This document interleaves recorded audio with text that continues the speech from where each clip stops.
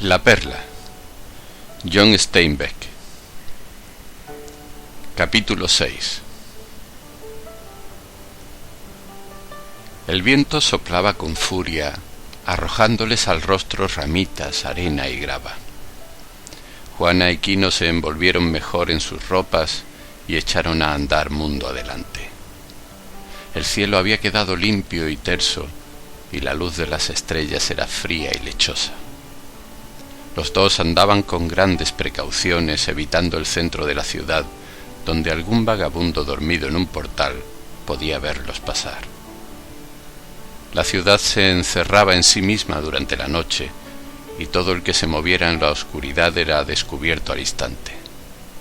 Quino rodeó la periferia de la ciudad y torció hacia el norte, guiado por las estrellas, y encontró el camino arenoso que, atravesando campos yermos, llevaba hasta Loreto, donde la milagrosa Virgen María tenía su sede. Quino sentía en las piernas el golpe de la arena volandera y se alegraba por la seguridad de que no dejarían huellas. La luz de las estrellas le ayudaba a no perder el camino y oía tras él los pasos apresurados de Juana. Algo ancestral revivía en su pulso.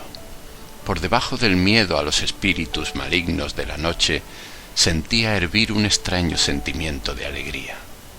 Algo animal salía a la vida en su interior, haciéndole cauteloso, furtivo y amenazador. Revivía en él una antigua característica de su pueblo.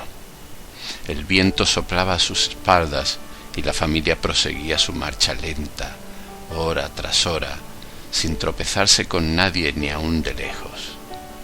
Por fin, a su derecha, se elevó la luna y con ella cesó el viento, quedando inmóvil y desamparado el páramo. Ahora veían claramente el camino, herido profundamente por huellas de carros. Sin la ayuda del viento sus pisadas se harían visibles, pero ya se hallaban a considerable distancia de la ciudad y tal vez pasaran inadvertidas. Quino andaba sobre una de las huellas de ruedas y Juana lo imitaba. Cuando por la mañana un carro se dirigiese a la ciudad, borraría toda señal de su paso. Anduvieron toda la noche sin disminuir la marcha. Coyotito se despertó una vez y Juana hubo de pasarlo a sus brazos y acunarlo hasta que volvió a dormirse. Los genios malos de la noche danzaban en torno suyo. Los coyotes aullaban y reían en las espesuras, y los mochuelos silbaban y gritaban desde los árboles. En una ocasión pasó a lo lejos una bestia grande pisoteando la maleza. Quino empuñó el gran cuchillo y al hacerlo le pareció sentirse a salvo de todo. La música de la perla triunfaba en su mente, bajo ella la tranquila melodía de la familia, ambas a compás con sus pasos sobre el polvo. Al llegar la aurora, Quino miró a un lado y otro en busca de refugio para el día. Lo halló en una plazoleta natural que debió haber sido refugio de ciervos, completamente escondida tras una espesa arboleda. Cuando Juana se sentó y se dispuso a amamantar a su hijo, Quino volvió al sendero. Desgajó una rama y con ella barrió las huellas de sus sandalias en el punto en que habían abandonado el camino. A los primeros rayos del sol oyó aproximarse un carro, se escondió en la cuneta y lo vio pasar, arrastrado por cansinos bueyes.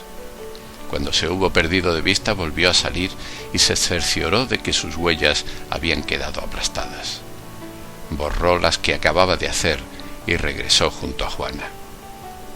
Esta le entregó las tortas que Apolonia les había preparado y poco después se quedó dormida. Quino se sentó en el suelo y se puso a mirar los ordenados viajes de las hormigas. Marchaban en columna y con el pie les interrumpió el paso. Entonces ellas treparon sobre el pie y prosiguieron su camino. El sol se levanta abrasador. Echábase de menos la proximidad del golfo, porque el aire era tan seco que los matorrales crujían por efecto del calor y desprendían un fuerte olor resinoso. Cuando Juana despertó, el día estaba muy avanzado. «Hay que tener mucho cuidado con aquel árbol que ves allí», le explicó su marido. «No se puede tocar porque si luego te llevas la mano a los ojos quedas ciego. También hay que precaverse del árbol que sangra. Es aquel de más allá. Si lo cortas, se pone a sangrar y trae mala suerte. Ella asentía a todo sonriendo, pues ya lo sabía de tiempo atrás. ¿Nos seguirán?, fue lo que preguntó. ¿Crees que procurará dar con nosotros? Lo intentarán, contestó Quino. El que nos encuentre tendrá la perla. Ya lo creo que lo intentarán. Juana aventuró. Podría ser que los traficantes tuvieran razón y la perla no valga nada. ¿Quién sabe si todo no ha sido más que una ilusión? Quino rebuscó entre sus ropas y extrajo la perla. Dejó que el sol jugueteara con ella hasta que le dolieron los ojos de mirarla. No, rechazó. No habrían tratado de robarla si no tuviera valor. ¿Sabes quién te atacó? ¿Los traficantes? No lo sé. No pude verlos. Clavó la mirada en la perla para recordar sus primeras visiones. Cuando por fin la venda tendré un rifle, dijo en voz alta, y miró la reluciente esferilla en busca de su rifle, pero no vio más que un cuerpo tendido en el suelo y manando sangre de una herida en la garganta. Entonces dijo rápidamente: «Nos casaremos en la iglesia». Y en la perla vio a Juana con la huella de su mano en el rostro arrastrándose por la playa. «Nuestro hijo aprenderá a leer», exclamó con frenesí, y en la perla surgió el rostro infantil hinchado y febril por efecto de la extraña medicina. Quino volvió a guardar la perla porque su música se había hecho siniestra y tenía extraño parentesco con la música del mal. Los rayos del sol les obligaron a buscar la sombra de los árboles, ahuyentando a unos pajarillos grises. Quino se cubrió la cabeza con la manta y se quedó dormido. Juana no podía imitarle. Estaba sentada con la inmovilidad de una roca. Tenía la boca hinchada por efecto del puñetazo de Quino, y las moscas revoloteaban sobre ella. Parecía un centinela, y cuando Coyotito se despertó, lo sentó en el suelo frente a ella y estuvo mirando cómo agitaba brazos y piernas, sonriendo y haciéndola sonreír. Con una ramita que cogió del suelo le hizo cosquillas y luego le dio a beber agua del odre que llevaban. Quino se agitó en sueños, gritando con voz gutural mientras su mano se movía en un simulacro de lucha. De pronto lanzó un gemido y se incorporó con los ojos muy abiertos. Trató de escuchar algo, pero solo oyó el crepitar de los vegetales y el viento silbando en la lejanía. «¿Qué pasa?», interrogó Juana. «Cállate», ordenó él. «¿Soñabas?». «Puede ser». Pero estaba inquieto y dejó de masticar la torta que ella le había dado para escuchar otra vez. Estaba nervioso, intranquilo, no dejaba de mirar por encima de su hombro. Desenvainaba el gran cuchillo y probaba su filo. Cuando Coyotito balbuceó algo, Quino ordenó: «¡Hazlo callar!». «¿Pero qué ocurre?», insistió Juana. «No lo sé». Volvió a escuchar, con los ojos luminosos cual los de un animal en acecho. Se puso en pie silenciosamente y, doblado por la cintura, echó a andar por entre los matorrales hacia el camino. No puso los pies en este. Se tumbó a la sombra de una encina, oteó el camino hacia la dirección por donde había venido. Entonces los vio avanzar. Se le puso rígido todo el cuerpo y la cabeza se ocultó instintivamente tras unas ramas caídas. A lo lejos veía 3 figuras, 2 a pie y otra a caballo. Sabía quiénes eran, y el terror se adueñó de su espíritu. Desde tan lejos veía moverse lentamente a los de a pie, encorvados sobre el suelo. De vez en cuando uno se detenía y llamaba al otro. Eran los ojeadores, los tramperos, capaces de seguir la pista de una cabra montés en las rocosas montañas. Eran sagaces como perros. Sin duda, él o Juana se habían salido un momento de la huella del carro y aquellos cazadores acababan de descubrirlo. Tras ellos, a caballo, iba un hombre envuelto en una manta. Sobre la silla un rifle brillaba al sol. Quino estaba tan quieto como las ramas del árbol. Apenas respiraba y sus ojos se dirigían al lugar donde había barrido el rastro. Hasta las huellas barridas podían tener significado para aquellos ojeadores. Los conocía bien. En un país donde había poquísima caza se las arreglaban para vivir cazando. Y ahora la presa era él. Leían en el suelo como en un libro, y el jinete esperaba pacientemente. Los ojeadores lanzaron algunas exclamaciones como perros de caza excitados por el olor de liebre. Quino empuñó el cuchillo y se preparó para la acción. Sabía lo que tenía que hacer.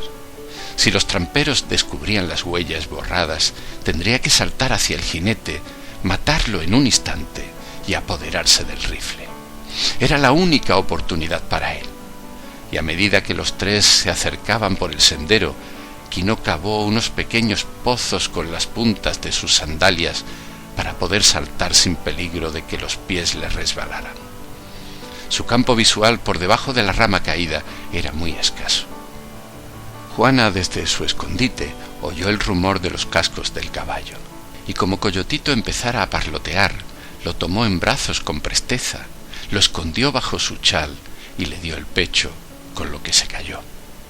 Cuando los tramperos estuvieron cerca, Quino solo veía sus piernas y las patas del caballo. Veía los pies oscuros y descalzos de los hombres y sus destrozados pantalones blancos, y oía el crujir del cuero de la silla y el tintineo de las espuelas. Los ojeadores se detuvieron en el lugar barrido y lo estudiaron mientras el jinete se detenía. El caballo sacudía la cabeza y mordía el bocado, que sonaba contra sus dientes. Luego dio un relincho. Al momento se volvieron los cazadores a mirarlo y observar la posición de sus orejas. Quino no respiraba y su espalda estaba arqueada bajo una terrible tensión muscular. El sudor bañaba su labio superior. Durante interminables minutos estuvieron agachados los tramperos y luego prosiguieron la marcha mirando al suelo, seguidos por el hombre a caballo. Quino sabía que no tardarían en volver. Describirían círculos, se detendrían, buscarían sin parar y al cabo de cierto tiempo estarían allí de nuevo. Retrocedió con sigilo, pero no se tomó la molestia de borrar sus huellas. No podría. Había demasiadas ramitas rotas, hierbas aplastadas, piedras cambiadas de lugar. Quino estaba dominado por el pánico de la huida. Sabía que los ojeadores darían con él y no había más escapatoria que la huida. Corrió hasta el escondrijo de Juana, que lo miró interrogante. «Tramperos», explicó. «Vamos». Una honda desesperación se adueñaba de él. Se le ensombreció el rostro y los ojos se le enturbiaron de tristeza. Tal vez fuera mejor entregarse. Al momento se había puesto Juana de pie y había cogido su brazo. «Tienes la perla», le recordó con voz aguda. «¿Crees que te permitirían volver vivo para que fueras diciendo que te la habían robado?» Su mano fue temblorosa hacia el lugar en que la guardaba. «Acabarán por encontrarnos», aseguró. «Vamos», ordenó ella. «Vamos».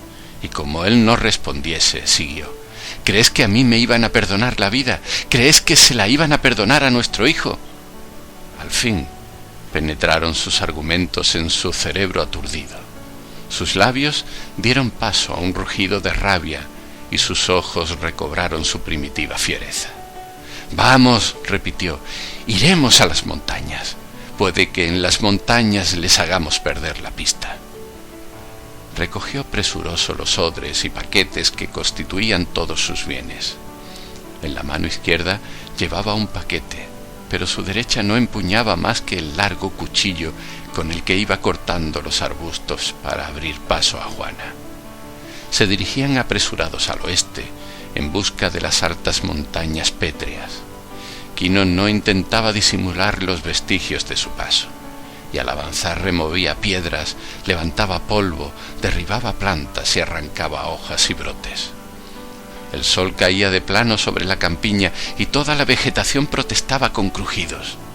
Pero allí delante estaban las desnudas montañas de granito, erosionadas, monolíticas en el cielo azul. Quino casi corría hacia aquellas tierras altas, como hacen los animales al saberse perseguidos. Era una tierra sin agua, cubierta de cactus y de maleza, fuertemente arraigados en un terreno de grandes piedras pulverizadas. Entre ellas crecía un poco de hierbecilla gris y seca, siempre sedienta y siempre moribunda. Las lagartijas miraban pasar a la fugitiva familia y movían la cabeza. De vez en cuando una liebre, asustada, corría a esconderse detrás de la roca más próxima. El desértico paisaje se empapaba de sol, mientras las cercanas montañas parecían frescas y acogedoras. Quino casi volaba porque sabía lo que iba a ocurrir. En cuanto los ojeadores llevasen un rato siguiendo el camino, se darían cuenta de que habían perdido la pista y volverían sobre sus pasos, ojo a visor, hasta encontrar el lugar en que Quino y Juana habían descansado. Desde allí ya no tendrían dificultad en seguirlos. Tantas piedras, hojas caídas y tallos cortados serían para ellos claro mensaje. Quino se los imaginaba siguiendo las huellas, haciendo excitados comentarios, y tras ellos, hosco y aparentemente desinteresado, el jinete con su rifle. Su trabajo vendría después, al encargarse de que no pudieran regresar. La música del mal palpitaba ahora dentro del cráneo de Quino, confundiéndose con el zumbido del calor en sus sienes y los silbidos de las culebras. El palpitar acelerado de su corazón daba ritmo a la melodía secreta y venenosa. El camino empezaba a ascender, y al hacerlo, las rocas eran cada vez mayores. Quino había logrado ya buena ventaja sobre sus perseguidores, y se tomó un descanso. Trepó sobre un repecho y oteó el soleado panorama, sin ver a sus enemigos, ni siquiera la figura más alta del jinete. Juana se dejó caer a la sombra del parapeto. Llevó la botella de agua a los labios de Coyotito y su seca lengüecita sorbió con avidez. Ella miró hacia Quino cuando lo vio volver a su lado y al darse cuenta de que le miraba las piernas, heridas por múltiples cortes de los espinos y aristas de las rocas, las ocultó rápidamente bajo la falda. Pasó la botella a su marido, pero él negó con la cabeza y se humedeció los labios con la lengua. «Juana», habló, «yo me iré y tú te esconderás. Los obligaré a seguirme por las montañas, y cuando hayan pasado te vas al norte, a Loreto o a Santa Rosalía. Luego, si puedo escapar a su acoso, volveré a tu lado. Es el único recurso que nos queda». Ella lo miró fijamente a sus ojos. «No», decidió, «vamos contigo». «Corro más yendo solo», protestó él con voz áspera. «Expones al pequeño viniendo conmigo». «No», se limitó a decir Juana. «Tiene que ser así, es mi voluntad y lo único prudente». «No», repitió Juana. Él trató de hallar debilidad, miedo o vacilación en su rostro, pero no era así. Sus pupilas brillaban. Entonces se encogió de hombros, desesperanzado, pero a la vez animado por la actitud de ella. Cuando reemprendieron la marcha, ya no era una fuga regida por el pánico. El terreno, a medida que se alzaba hacia las cumbres, cambiaba rápidamente. Las rocas graníticas eran muy grandes, agrietadas por la intemperie, y Quino aprovechaba sus duras superficies para caminar sin dejar huellas, siempre que le era posible. Sabía que cada vez que sus perseguidores perdían la pista, tenían que entretenerse largo rato describiendo continuos zigzags por los que volvía a veces hacia el sur, dejando una huella bien visible, y regresaba de nuevo en la dirección deseada sobre rocas encubridoras. La cuesta era ya muy acentuada y les hacía jadear. El sol se zambullía por el firmamento hacia la nea dentada de las montañas, y Quino se encaminaba a un desfiladero sombrío que veía a lo lejos. Si en alguna parte del país había agua, sería sin duda a donde se veía algo de vegetación. Además, aquel desfiladero sería probablemente uno de los pocos pasos al otro lado de la sierra. Tenía su peligro porque a los tramperos se les ocurriría lo mismo, pero la botella de agua vacía no dejaba lugar a esta consideración. Y así, mientras el sol resbalaba por la izquierda del cielo, Quino y Juana subían pesadamente por la empinada ladera. Muy arriba en el muro rocoso, bajo un agreste pico, brotaba un manantial alimentado por el deshielo. A veces estaba seco y crecía el musgoso lecho de su cauce, pero casi siempre llevaba caudal fresco y limpio. Cuando llovía formaba una alegre columna de agua espumeante que caía por el corte del desfiladero. Saltaba de escalón en escalón de piedra, formando sucesivos remansos que se iban llenando hasta rebosar por las márgenes y seguir cayendo hasta el llano, donde la tierra sedienta la hacía desaparecer con la ayuda del aire cálido y las miríadas de raíces ávidas. Acudían animales desde muchas millas para abrevar en sus remansos: cabras monteses, ciervos, pumas y ratones campestres. Por la noche acudían los pájaros que de día revoloteaban sobre los matorrales de la llanura, y junto al salvaje torrente, en todos los lugares en que se reunía suficiente tierra para sostener una raíz, crecían colonias vegetales, vides silvestres y palmeras del desierto, lotos, hiedras, altos tallos herbáceos y grisáceos cardos entre una masa de ortigas. En los remansos vivían ranas, salamandras y lombrices de agua que se arrastraban por el fondo limoso. Todo lo que necesitaba del agua acudía a vivir en aquellos oasis húmedos. Los gatos monteses iban allí a cazar y lavar sus dentaduras ensangrentadas por las heridas de sus víctimas. El agua hacía que aquellos rincones fuesen parajes de vida y a la vez de muerte. El escalón más bajo, donde se recogía el agua antes de dar un salto de 100 pies y desaparecer en el árido desierto, era una plataforma de piedra y arena. En la taza natural de la roca entraba solo un hilo de agua que bastaba a mantenerla llena y dar vida a las plantas de sus orillas. La arena de la diminuta plaza estaba removida por las pezuñas y las garras de los animales que acudían a beber y a cazar. El sol había salvado la línea de las montañas cuando Quino y Juana llegaron por fin a aquel lugar. Desde allí dominaban el soleado desierto y la mancha azul del golfo en la lejanía. Estaban exhaustos, y Juana se dejó caer de rodillas y lavó la cara de Coyotito antes de darle de beber. El pequeño empezó a protestar y a lanzar gemidos, y entonces Juana le dio el pecho. Quino se tendió de bruces y bebió largo rato en el remanso. Luego extendió sus músculos cansados un momento, y después de mirar a Juana y a su hijo, se levantó y fue hasta el borde del escalón de piedra a otear la distancia. Sus ojos se fijaron en un punto y todo él se puso rígido. Muy abajo, al comienzo de la ladera, vio a los tramperos. Parecían 2 diminutos pulgones seguidos por una hormiga. Juana se había vuelto a mirarlo y se dio cuenta de la rigidez de su espalda. ¿Lejos?, preguntó con voz reposada. «Estarán aquí al caer la noche», contestó Quino, y alzó la mirada hacia lo alto de la cortadura de la sierra por la que descendía el torrente.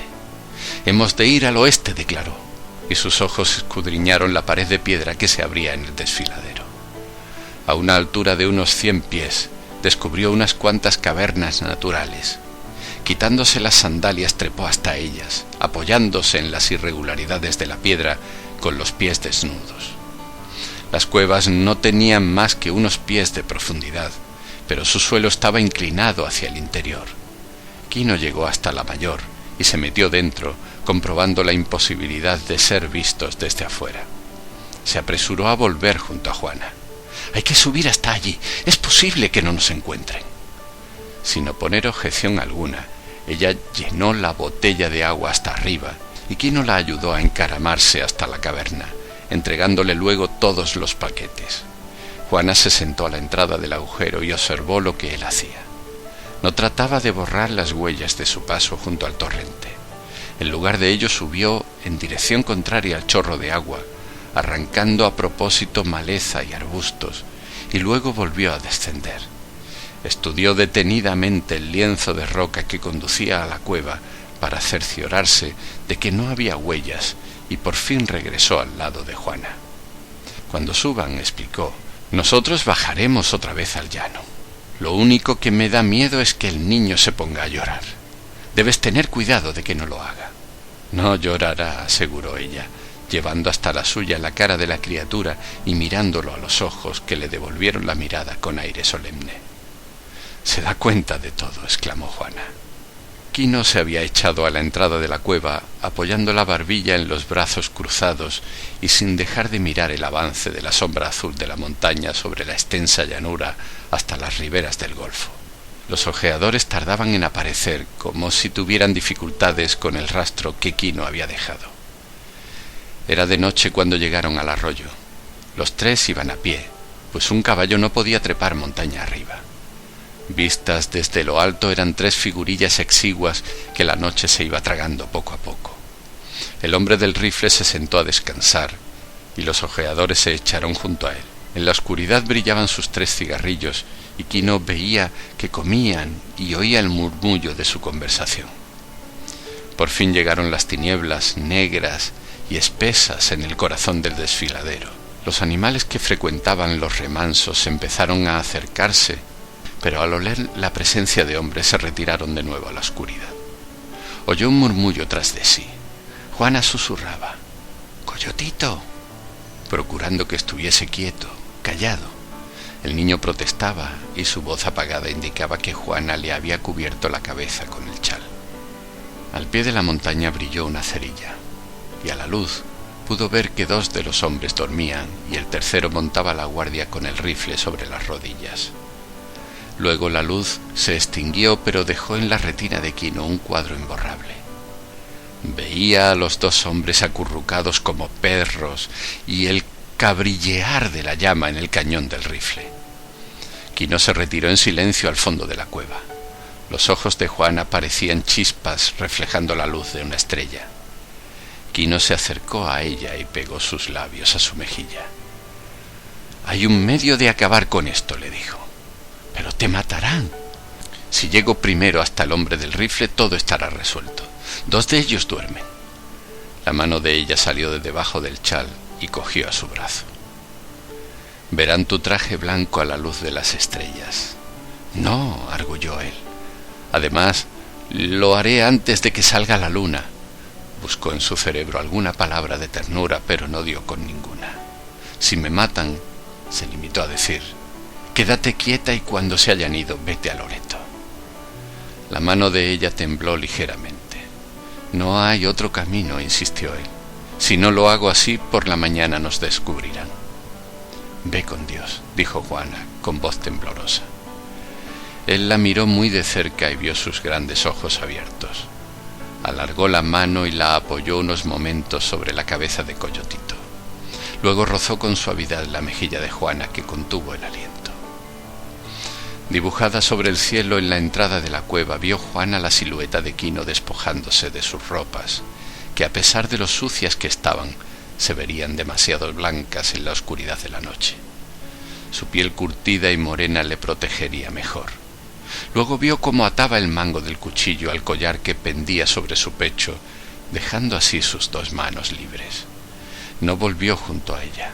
Por un momento fue su cuerpo una mancha oscura en la entrada de la cueva y luego desapareció. Juana se adelantó hasta la abertura y miró hacia afuera. Miraba como un mochuelo desde su agujero en la montaña y a su espalda dormía el niño sobre la manta.